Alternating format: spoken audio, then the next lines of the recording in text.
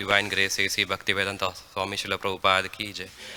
Jai Om Vishnupada Paramahamsa Parivarajakacharya Ashtottara Shata Sri Srimad Bhakti Siddhanta Saraswati Goswami Maharaj Prabhupada ki अनंत कोटि वैष्णव वृंद की नमाचार्य हरिदास ठाकुर की प्रेम से कहो श्री कृष्ण चैतन्य प्रभु नित्यानंद श्री अद्वैत गदाधर श्रीवासवती गौर भक्तवृंद की श्री श्री राधा कृष्ण गोप गोपीनाथ श्याम कुंड राधा कुंड गिरि गोवर्धन की वृंदावन मथुरा धाम की नवदीप मायापुर धाम की जगन्नाथपुरी धाम की गंगा माई यमुना माई की भक्ति देवी तुलसी महारानी की समवेत भक्त वृंद की गौर प्रेमानंदे all glories to the simple devotees.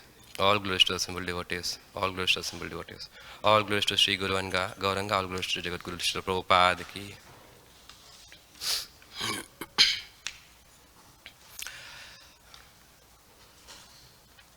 Om Namo Bhagavate Vasudevaya. Om Namo Bhagavate Vasudevaya. Om Namo Bhagavate Vasudevaya. Narayanam Namaskritya Naram Chaiva Narottamam Devim Saraswatim Vyasam Tato Jayamudirayet.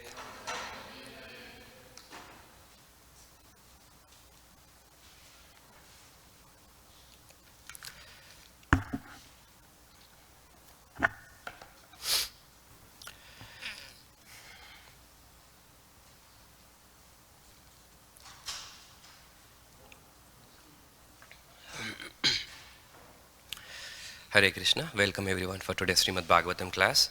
Today we are reading from the third canto, chapter number 19, Killing of the Demon Hiranyaksha, and verse number 33.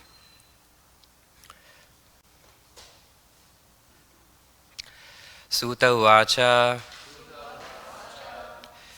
Iti Kaushara Vakyatyam Ashrutya Bhagavat Katam Kshatanandam Param Lebe Mahabhagavato Dvija. Sutta Uvacha Iti Kaushara Vakyatam Ashrutya Bhagavat Katam Kshatanandam Param Lebe Mahabhagavato Dvija. Iti Kaushara Vakyatam Ashrutya Bhagavat Katam Kshatanandam Param Lebe Mahabhagavato Dvija. I just request only 2 devotees to repeat because I have a lot to cover. I want to make sure that I end it on time. Yeah, someone can repeat. Yeah, you can go ahead, Maharaj. You can go ahead and repeat. Sutta Vacha Iti Kaushara Vakyatyam Ashrutya Bhagavat Katam Shatanandam Param Lebe Mahabhagavato Dvija. Sutta Vacha Iti Kaushara Vakyatam Ashrutya Bhagavat Katam Kshetanandam Param Lebe Mahabhagavato Dvija.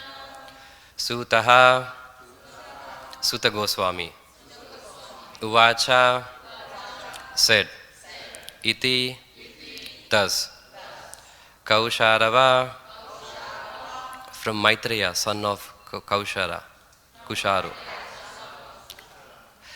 Akyatam told. Ashrutya having heard. Bhagavat Katam the narrations about the Lord. Kshata Vidura Anandam bliss. Param transcendental. Lebe, achieved. Mahabhagavataha, the great devotee. Dvija, O Brahmana, Shaunaka. Translation by His Divine Grace, A.C. Bhaktivedanta Swami Srila Prabhupada ki jai. Sri Suta Goswami continued, My dear Brahmana, Kshata, Vidura, the great devotee of the Lord, achieved transcendental bliss by hearing the narration of the pastimes of the Supreme Personality of Godhead from the authoritative source of the sage Kausharava or Maitreya, and he was very pleased. Purport: If anyone wants to derive transcendental pleasure by hearing the pastimes of the Lord, he must hear from the authoritative source, as explained here. Maitreya heard the narration from his bona fide spiritual master, and Vidura also heard from Maitreya. One becomes an authority simply by presenting whatever he has heard from his spiritual master. And one who does not accept a bona fide spiritual master cannot be an authority. This is clearly explained here. If one wants to have transcendental pleasure, he must find a person with authority. It is also stated in the Bhagavatam that simply by hearing from an authoritative source with the ear and heart, one can relish the pastimes of the Lord. Otherwise, it is not possible. Sanatan Goswami, therefore, has specially warned that one should not hear anything about the personality of the Lord from the lips of a non-devotee. Non-devotees are considered like serpents. As milk is poisoned by serpent's touch, so although the narration of the pastimes of the Lord is as pure as milk, when administered by serpent-like non-devotees, it becomes poisonous. Not only does it have no effect in transcendental pleasure, but it is dangerous also. Lord Chaitanya Mahaprabhu has warned us that no description of the pastimes of the Lord should be heard from the Mayavada or impersonalist school. He has clearly said, Mayavadi Bhasha Sunile Hai Sarvanash. If anyone hears the Mayavada's interpretation of the pastimes of Lord or their interpretation of Bhagavad Gita, Srimad Bhagavatam, or any other Vedic literature, then he is doomed.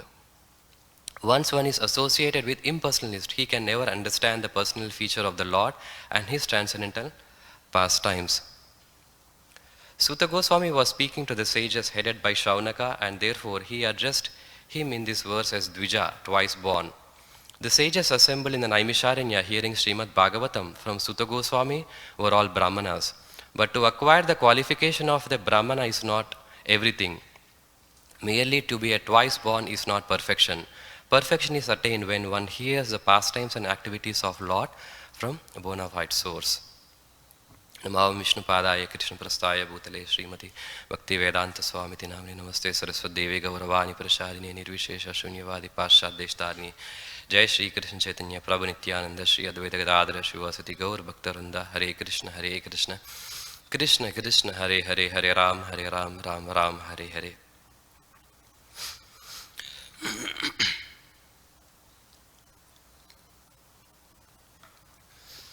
So today we are reading from verse number 33, and this verse, the Maitreya concludes his talks on discussing the pastimes of Lord Varaha with Vidura, and that actually finished in the previous verse 32 itself. From verse number 33 all the way till 38, basically it talks about what are the effects of hearing the pastimes of the Lord. When you hear the pastimes of the Lord, what will happen? That is what the discussion is going to happen from this verse all the way to the end, 38. And this can also be called as Falastuti. Falastuti means, Phala means result. Stuti means the prayers. Means what will happen when you hear these pastimes or when you hear these shlokas. What is the result you're going to achieve? And just like in the Narsimha Kavacha also, towards the end, there are verses like, Devasura Manusheshu Swamsam Eva Bayam Labet, Chayam Labet, correct? So that means that whoever hears this Narsimha Kavacha will become victorious. Actually, Narsimha Kavacha already finished, but the last few verses are called as Falastuti, means what will happen if you chant this Narsimha Kavacha. So similarly, these verses 33 to 38, basically these are also like falastuti, means what will happen when one hears the transcendental pastimes of the Supreme Lord. Of course, technically it's only 37 and 38 are the falastuti, but 33 to 36 are also actually gearing towards the direction, towards the falastuti. And today's verse 33 talks about what happened to Vidura. What happened to Vidura when he heard the pastimes of the Lord Varaha from Maitreya. What happened to Vidura? Basically, he experienced in the transcendental bliss by hearing the pastimes of the Lord. So that is a result. When you hear the pastimes of the Lord, the result is that you experience a transcendental bliss. Not only that, but this actually verse is a very complex verse. There are many other things which are covered in this verse, which I'm going to explain in this class.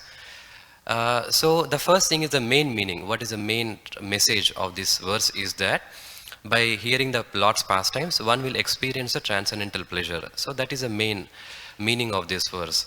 And of course, this verse also hints about the qualifications which is required for a speaker and a hearer of Srimad Bhagavatam. And Prabhupada in his purports elaborates more on the second point, like what are the qualifications required for a speaker, especially the speaker. He talks about the speaker. And he says that, we need to hear these pastimes from the authority. And who is the authority? As it is explained here, authority simply means presenting whatever he has heard from his spiritual master. So when one presents whatever he has heard from his spiritual master, then he becomes an authority. And that is like a qualification for a speaker of Srimad Bhagavatam. But however, a question may be raised. In the first canto, 5th chapter, 11th verse, it is said that Tadvad Visargo Janataga Viplavo Yasmin Pratishloka Badhyavatyapi Namani Anantasya Yasonit Eshonkitani Yat Srinvanti Gayanti Grananti Sadavaha. So this sloka, it says that these transcendental pastimes of the Lord, even though if it is imperfectly composed or imperfectly, said and heard and sung, it is still accepted. So this too looks like little bit contradictory, right? I mean, here this sloka is telling that doesn't matter, even if you present it imperfectly, it is still accepted by the pure devotees. And this sloka, I mean, here Prabhupada is telling that no, you become an authority only if you present it like perfectly. So which one is true? Like, I mean, how do you understand this? Correct? So this, even though, let's try to reconcile this. So let's ponder a little bit more upon what are the qualifications of a speaker of Srimad Bhagavatam. The first thing we must try to understand is that what is the difference between a guru and a sadhu? There is a difference between a guru and a sadhu. See, anybody can actually glorify the Lord. There is nothing wrong with that. And even the person who is glorifying the Lord, even though he may not be like 100% perfect, or he may not have all the understanding of the Shastras, but even though whatever little bit he knows, when a person glorifies, the pure devotees accept such glorification, and there is nothing wrong with that. And there is nothing like a senior or a junior, especially when someone is trying to glorify the Lord. Like for example, when Sukadeva Goswami was speaking Bhagavatam, among the audience, even Narada Muni was sitting. But Narada Muni is actually his guru's guru. Right? I mean, his father's guru, Narada Muni. But even Narada Muni was sitting in the assembly of, when Sukadeva Goswami was speaking the Bhagavatam. But however, especially when we are talking about a guru, the guru needs, additional qualifications or additional requirements. And these qualifications or additional requirements, we can classify into two different broad categories. Like one qualification can be like, what is the character and integrity of a person, of a speaker, of a guru. And that is what Nectar of Instruction is all about, especially in the first half of Nectar of Instructions. Rupa Goswami talks about what are the qualifications required for a guru, like the sense control, what should be his behavior, what should be his character, and all those things are discussed over there. And the second qualification is that what is his conclusion or what is his understanding of the Shastras? Is he a Mayavada or is he a Vaishnava? Is he having an impersonal understanding or is he having a personal understanding of the Lord? Because we must understand that a guru not only glorifies the Lord, but a guru's responsibility is to make sure the disciple also understands it and also clarify the questions if he has any, and also give the personal instructions. So how can a personal give so if someone wants to give a personal instructions to somebody, that means that he himself has to be in a good standing. I mean, you can glorify the Lord. I mean, that is what this verse is talking about. in this first canto, 5th chapter, 11th verse, it is talking about Namani Anantasya Yasho Ankitani. Basically, it is telling that glorifying the Lord. The glorification of the Lord can be done by anybody, and it can even be done imperfectly, and that's all right. There is no problem with that. But when one is acting a guru, then that means that one has to have an additional qualifications. And Jiva Goswami in his Sarva Samvadini, he talks about two types of conveyors or two types of the speakers. And he speaks about the classical rishis, where the rishis who convey the Vedic mantras, especially Rig Veda, Yajur Veda, those Vedas. For them, the emphasis is more given on the pronunciation of the verse, or exactly pronouncing in a specific meter. Like if you go to South India, you will see a lot of Brahmin boys. They recite this, all the Agama Shastras, like thousands of verses. They kind of memorize. They exactly recite the same thing. But whether they really understood every shloka, or whether the guru is explaining what is the purport or not, that's a secondary. But the main focus is given on explaining, reciting the shlokas, like the Vedic, especially the Vedic mantras, perfectly. So that is one type of conveyors of the absolute truth. And the second type of persons which Jiva Goswami talks about is especially the Bhagavad speakers. So over there, the more emphasis is given on the explanation, or then the meaning or the pastimes of the or the understanding of a specific mantra. And over there, the guru explains his personal realization. It is not that only he's just trying to like repeat whatever it is said, but he's also trying to explain from his personal realization also. That is why if you see in the first canto, when Suta Goswami was repeating the Bhagavatam, because Suta Goswami heard the Bhagavatam from Sukadev Goswami, and then he's repeating once again in the Naimisharanya to the sages. And in the first canto, 3rd chapter, 44th verse, Suta Goswami says, Yatha ditam yatha mati. Means, what does it mean? Yatha ditam yatha mati means, now I will try to explain what I have heard and as I have realized. You see? Like he's not just repeating, but he's also explaining what he has realized also. So realization is also given a very much importance here. And the same thing, even when Shukadev Goswami also speaking Bhagavatam, over there it is said, Sukhamukad Amrita Dvaya Samyutam. Means, this message of Bhagavatam has become even more sweetened when Sukadev Goswami was presenting it. So what I'm trying to tell you is here is that even the speaker of the Bhagavatam also has some contribution to give there. Means his personal realization, his personal understanding also has a role to play there. He's not like mere like a parrot trying to just repeat. That is there, but especially the Bhagavad speaker, there is also a significant role which is played by the speaker in adding his realizations. That is why Krishna says that Arjuna, you surrender to a guru who is Tattvadarshi. Tattvadarshi means one who has realized the Tattva, means who has understood the Tattva. It's a self-realized person. Correct? Krishna didn't say to go and surrender to a person who can nicely repeat whatever the Vedas say. No, someone who has realized the truth. So the realization is also very much important for a speaker of Bhagavatam. And of course, someone may ask, okay, if the realization is the only matter, then why don't I hear from Mayavadis? Now, Mayavadis also, they also have realization. They are also realized the Brahman aspect. So what is the problem if I hear from a Mayavada? But Prabhupada says no. We cannot hear from a Mayavada. That is because the realization or the experience of a Mayavada doesn't align with the realization of the composer of the Bhagavatam, who is Vyasadeva and Sukadev Goswami. Correct?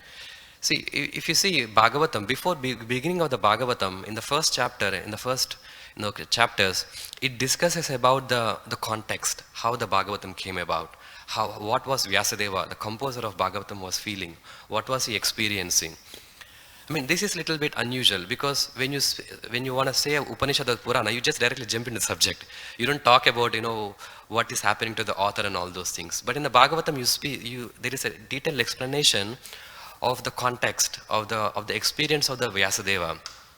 The reason is because tomorrow, if anybody else wants to speak about Bhagavatam, his experience has to align with the experience of Vyasadeva. Because what did Vyasadeva's experience? Did he realize impersonal Brahman or personal Brahman? He realized the personal feature of the Lord. He's not an impersonal feature.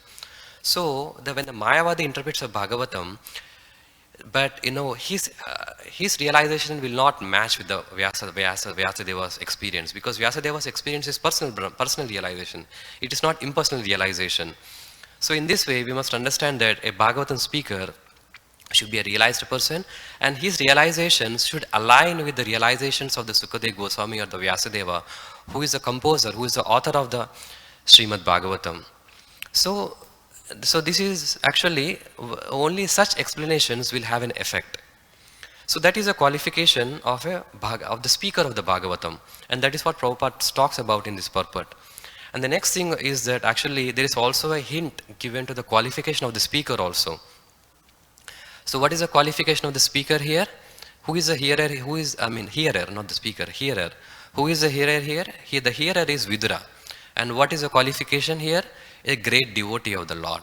So that is the qualification of the hearer of the Srimad Bhagavatam. Whoever wants to understand the Bhagavatam, he should be a devotee of the Krishna. Only a devotee can understand. Why only a devotee can understand? Only devotee can understand because he has faith. He has faith in the Supreme Lord. And when he is hearing the pastimes of the Supreme Lord, he is not thinking that this is all some mythology or something like that. He believes whatever he is hearing because he has faith in the Lord. Whereas a person who is not a devotee, he doesn't have faith. That is why in one of the 10 offenses, it is said that you should not explain the glories of the Supreme Lord to a person who is faithless, to a non-devotee. No. The pastimes of the Lord are meant for the devotees only because he has faith.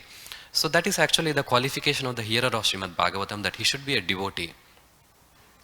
And of course, Prabhupada is emphasizing more on actually the qualification of the speaker. That is because when a speaker is a Mahabhagavata, actually he can, that will have a greater impact even on the listener.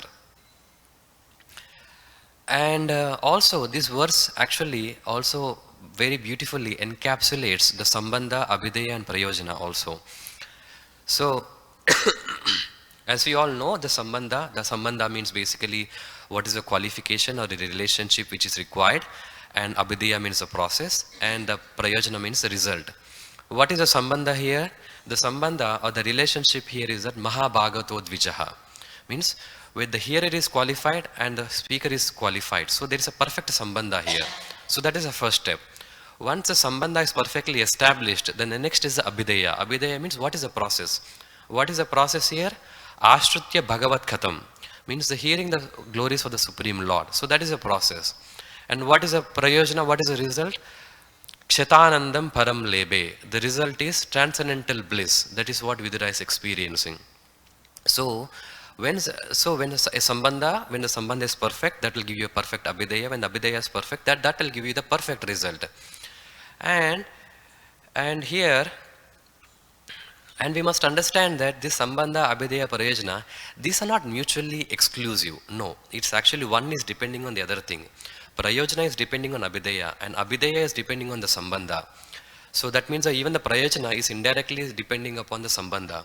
When the Sambandha is not properly established, then you cannot expect the same Prayojana. Just like when you hear from a non-devotees or a Mayavada, basically the Sambandha itself is not properly established there because the speaker itself is not having enough qualifications.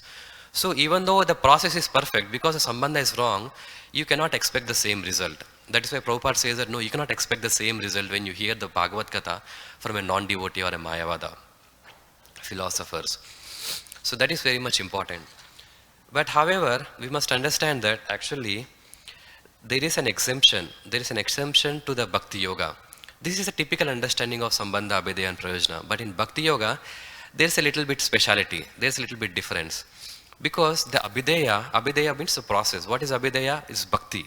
Bhakti is a verb. Basically, verb means it has a subject and an object. Who is the subject? Subject is a Bhakta and the object is a Bhagavan. So it's a process.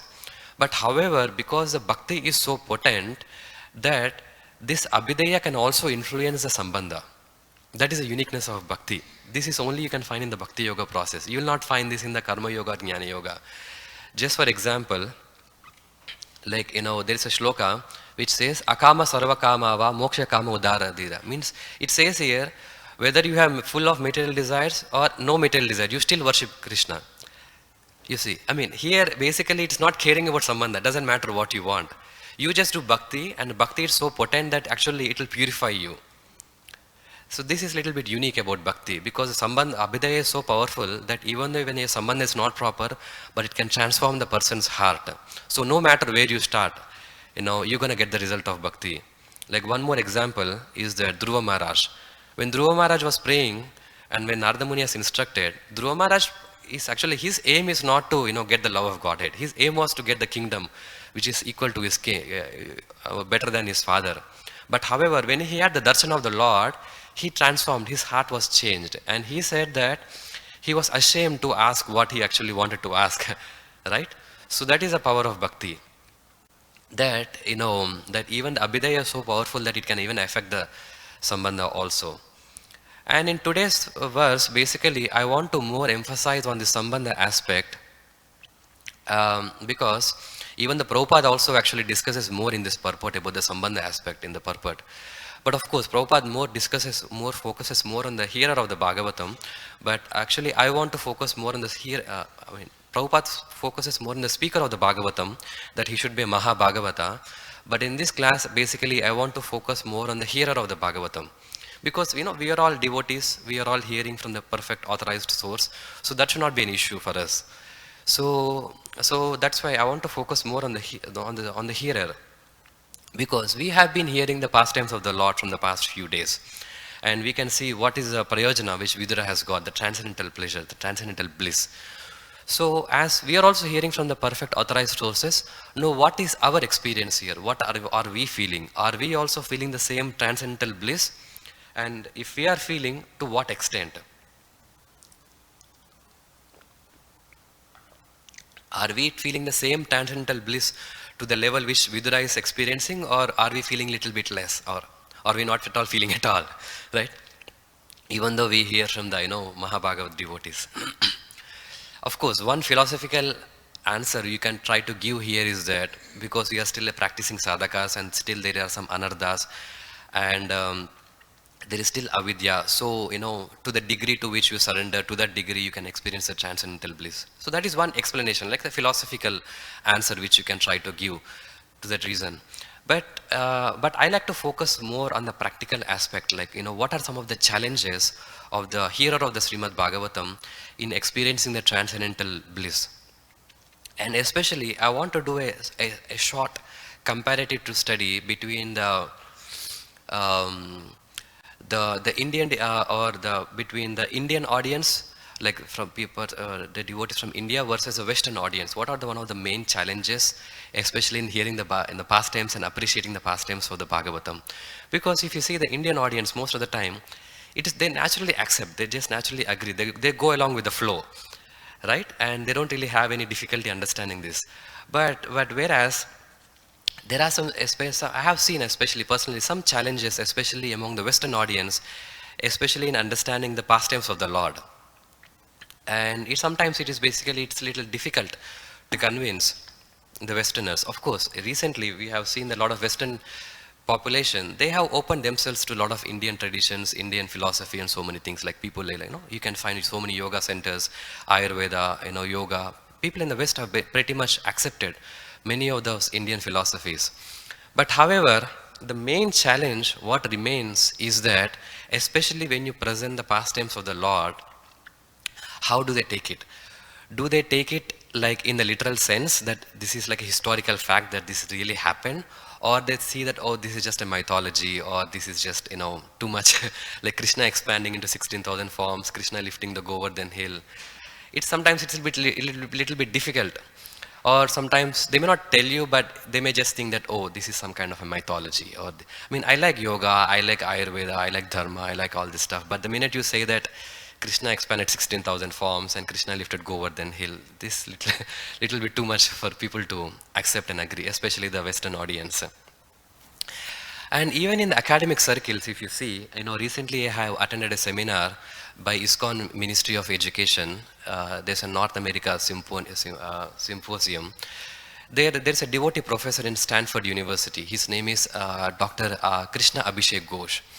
So he was trying to explain how even in the intellectual circle, the highest respect is given to the Buddhism. like among all the different Indian philosophies, the highest respect in the academic circle is actually given to the Buddhism. And that is why you will see, like for the example, the terms like mindfulness, conscious living, right? These are the very popular words, right? Actually, these are the derivatives of the Buddhist philosophy. And if you, this professor was telling that in his research work, especially in the field of philosophy and religion, if you type the word mindfulness, there are 85,000 hits. What it means is that there are 85,000 research scholars trying to understand or doing research on this philosophy, on the word mindfulness. Means it's basically Buddhist philosophy. But whereas compared to when you compare with the bhakti or to the bhakti traditions, generally in the academic circle, it is not very highly respected, or they just see that this is some kind of a mythology. It is very difficult for them to accept that this is not a mythology. And like, even the devotees, when they're trying to preach, like for example, in the Stanford University, when they're trying to preach, they had an organization. The organization name is Conscious Living Organization, you see. Because they couldn't name exactly like Krishna conscious. Like when Prabhupada said, International Society for Krishna Conscious. But when the devotees are preaching in the academic circles, they just use these terms like conscious living, mindfulness. The reason is because, to gain the respect among the intellectual circle. And that is what, it's been going on. And so the problem is that when you remove that, these things, like when God is not having a form, then what you will end up is some sort of Advaita philosophy. Like that is what Buddhism is, right? That God doesn't have a form. So some sort of Advaita is actually intellectually respectable. So that is what is happening. So what I have done is that, like even Prabhupada, if you see the Prabhupada Pranam mantra, the second line if you see, Namaste Saraswati Deve Gauravani Pracharine Nirvishesha Shunyavadi Paschatya Deshatarine. Like how are Westerners characterized here? Nirvishesha and Shunyavadi, like impersonalist and voidism. Like, it's right there in the shloka itself that, the Westerners are being characterized by Nirvishesha and Shunyavadi. So what is exactly the reason? What is the problem? Like what exactly is the challenges, especially among the Western audience, to accept the fact that the God has a form, and these pastimes of the gods are not a mythology, but these are actually something which are facts. So what I have done is that I have done a little bit of a research into, I went into some academic research by some, professors, especially in the field of, in this field of Bhakti traditions. And I have seen what is the background, why there is an intrinsic, inhibition for people to agree to see the God as a form. And especially when we are chanting the Guru mantra itself, there it says, Nirvishesha Shunyavadi. Let's say if somebody sees this thing and then say, hey, why are you trying to characterize the Westerners as Nirvishesha Shunyavadi? Then what are you going to respond to them? Right? I mean, there should be some reason, right? Otherwise, why would you characterize people like, Western people as Nirvishesha and Shunyavadi? So, shortly, I will just take 10 more minutes. I know that it's 8:27, but I have some more things to cover. So, let's go back. I mean, this Bhagavatam class, what I'm trying to give you today is a little bit different, because typically Bhagavatam class means you stick with Bhagavad Gita and Bhagavatam. But I thought that it is very much relevant to understand, especially when we are, characterizing somebody, that Nirvishesha and Shunyavadi. You need to have an understanding. We need to have a response to people when we, explain, when we address them like that. A brief description is that if you go back to the 3rd century, the early Christianity, because see, Western people are basically Christians, right? It's all about Christianity, and it's the intellectual also influenced by the Christian. There's a Christian influence. So if you go back to the 3rd century, the early Christianity, you'll be surprised to see that actually early Christians, they did believe in the God with the form. Most of the Abrahamic religions, they did believe in the God with a form. For example, if you see this Old Testament, Ezekiel sees the Lord's throne. This is like one of the dramatic explanations or the picturization of the God. And over there you will see that God is described with a form. The God is not described not without a form. The God is described with a form. Now the question is that, then how did you end up today that God without a form? So what exactly happened in this last, few, 3,000 or 4,000 years? What went wrong? So that is what I'll try to give in a brief explanation. So what went wrong is that if you look back at the 3rd century, most of the intellectual class of people basically are the Greek philosophers. It's a Greek philosophy which was predominating in the 3rd century. And the people were actually influenced by the Aristotle and Plato's theories. And they are basically the elite among the society. And whereas on the other hand, the Christians, if you can see the Jesus Christ also, he was trying to preach among the shepherds, the simple people, the farmers. They're not like very intellectual people. They are someone who is like outcast. So the problem, what happened is that during that time, the early Christians, they never really had, they couldn't really command a respect in the society because they were mostly seen as someone who is like, simple people, like, they're not very intellectual people. They just believe in they're also believing in the God with a form. And that is when there was this early fatherhood. Means these are like, the fathers like Origen, Tertullian. These are like the founding fathers of the Christianity. So these are the intellectual people. And these people, what they're trying to do is that they are trying to protect the integrity of their dharma. They are trying to defend their, their philosophy, correct? If someone is trying to attack you, if someone is trying to, humiliate you, what are you going to do? You're gonna defend, right? You're going to argue against, you're going to defend your philosophy. Now, the problem what they are having is that if you see the Old Testament, it's mostly about stories. There's no philosophy there, right? Jesus Christ, he's not a philosopher, right? He's trying to preach among, the simple people like the shepherds and the farmers. Now the challenge is that if you want to earn respect among the Greek philosophers, then where is your philosophy? So what is the solution? The solution is very simple. You just borrow the Greek philosophy into Christianity. That is the solution. That's what happened exactly. Because these people, like the early fathers, like Origen, Tertullian, actually these people are also very educated. And these people are actually educated in the Greek philosophy. And when they become the church fathers, what they have done is that they brought this Greek philosophy and they mixed it with the Old Testament. So it's like a grafting. You know what is grafting? Grafting means that you take a plant or stem of one plant and you stick it onto a stem of other plant. And then you tie it with a tape and then it's a new plant. That is grafting. So similarly, that is what they have done. The early fatherhood, what they have done is that they brought the Greek philosophy into the Old Testament. And one of the biggest challenges in the Greek philosophy is that they don't accept the God with a form. That is one of the biggest challenge with the Greeks. Because it is like, the Indian school of Nyaya. In the Nyaya, what do you do? Anumana. Anumana means basically means there is a Vyapti. What is Vyapti? Anumana means establishing a fact from something which you already know. Means you have a Vyapti. Means what is Vyapti? Like let's say you see a smoke and then you say that, oh, okay, because always smoke is associated with a fire. So when you see a smoke, that means there is a fire. That is a Anumana. That is a logical. That is Nyaya. Correct? So what is a Vyapti here? Vyapti is a known fact. What is a known fact here? The known fact here is basically smoke is always associated with a fire. And the Greek philosophy, they always believed that anything which is having a form, that should be material. And nobody refuted that. Nobody argued against that. All the forms should be material. There cannot be any form which is non-material. And now what is the problem when you have a material form? What is the problem with the material form? The problem with anything which is matter is a compound. Means it comes together and it can break apart. Right? And anything which is a matter, it is having spatial limitations. If a matter is here, it cannot be here. Right? So a God with a form that is a challenge. You cannot have a God with a form because the form means matter and God cannot have a material form. So now what is the conclusion? That the conclusion is that God cannot have a form. You see? So this is something which a lot of people struggle to understand, that how can a God have a form and when the form is having a matter. So now we are bringing the Greek philosophy into the Old Testament. So now how do you explain these statements in the Old Testament which is describing the God is having a form? How do you explain those things? So that is where the Philo comes. And the Philo comes and he says that, okay, you know what? We cannot reject the Bible because, it is a Shastra, right? It is like a canonical text. We cannot reject that. But what you can do is that you can give an allegorical explanation.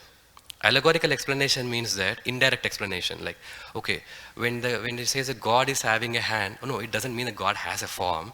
Basically, it means that God is all pervading. Or when God is having a legs, no, God doesn't mean that literally having a legs. That means that God can spread everywhere. So they try to give an allegorical explanations. Similarly, in Sanskrit also we have something similar. For every word, you can have three meanings, like direct meaning, indirect meaning and an implied meaning. So these early fathers, basically Philo especially, what they have done is that they try to give an allegorical explanations to the God with the form. So that you can still have the Bible, but at the same time you don't need to accept that the God is having a form. And of course, not everybody accepted to this. There has been a struggle for 100 years. But after 100 years, everybody is convinced that God doesn't have a form. And for the next 1,000 years, when they talk about the God, nobody's talking about the God which is having a form. When they talk about the God, means basically there is no form. And then, after that, then what happened? Then what happened is that basically all these European nations, they try to invade the other countries, right? And when they come to the other countries, the first thing they see is that, especially when they land in India, everywhere they see is that everybody is worshipping a deity. Means they are worshipping a God with a form. Then how do you understand this? For 1,000 years, you've been believing that God doesn't have to have a form, and suddenly you come to a place like India, and then you see that your God is having a form. Then how can you reconcile this? And in the Old Testament, it is said that, you should not worship any gods with a form, and all those things are like satanic, they're demonic. And what will they understand? They think that, okay, now the Satan has entered India also. All these people are going to hell. That is what their understanding is. So then comes Prabhupada. And see, even before Prabhupada also, many people came to the West and tried to preach, but nobody teached the God with a form. They all teached Advaita, means God without a form. And when Prabhupada comes to the West, and the first book the Prabhupada brings is Srimad Bhagavatam.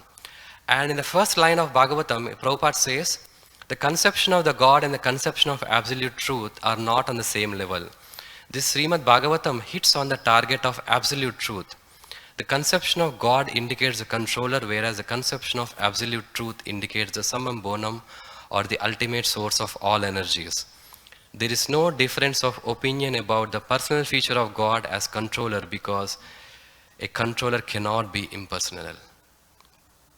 You see, can you imagine this? This is hitting where it hurts the most, right? I mean, you've been believing all these years that God doesn't have a form, and even the people from India also try to teach the Advaita philosophy. And when Prabhupada comes, the first statement he makes is that the God has a form. You see, this is a very revolutionary thing what Prabhupada has done. Because what is the conception of God? Basically, even in the Abrahamic religion also, there is a conception of God. I mean, they are also believing in God. It's not that they are atheistic, no, they are also believing in God. But their belief in God is primarily on three things. Which are the three things? Omnipotence, omnipresence, and omniscience. Means God is most powerful, God is all present, and God is all knowing. But however, in the Sanatana Dharma, in the Vishnu Purana, the understanding of the God is not just three, but actually 6 features. What are that? Aishwaryasa samagrasya, viryasya yashashriya. Means there are 6 features: the wealth, strength, fame, beauty, knowledge, and renunciation. So you have the conception of the God is a little bit different. Here you have more features. The most important feature, actually, of course, omnipotence, there is some equivalence, like omnipotence means most powerful, means you can compare with the existing conception of the God in the Vishnu Purana. But the thing which is not mentioned is the beauty. Because, see, when there is a beauty is an attribute, right? Beauty is an attribute, means there is an object which has a beauty, correct? There cannot be an impersonal which is having a beauty. And Srimad Bhagavatam is all about the beauty. And the Yogamaya is all about suppressing the omnipotence and omnipresence of the Lord, right? Because, especially the 10th canto, it's all about the beauty. It's not about the omnipotence of the Krishna, no, it's more about the beauty. So when you say beauty, then that is where the need for a God with a form arises. That you cannot have a beautiful God who doesn't have a form.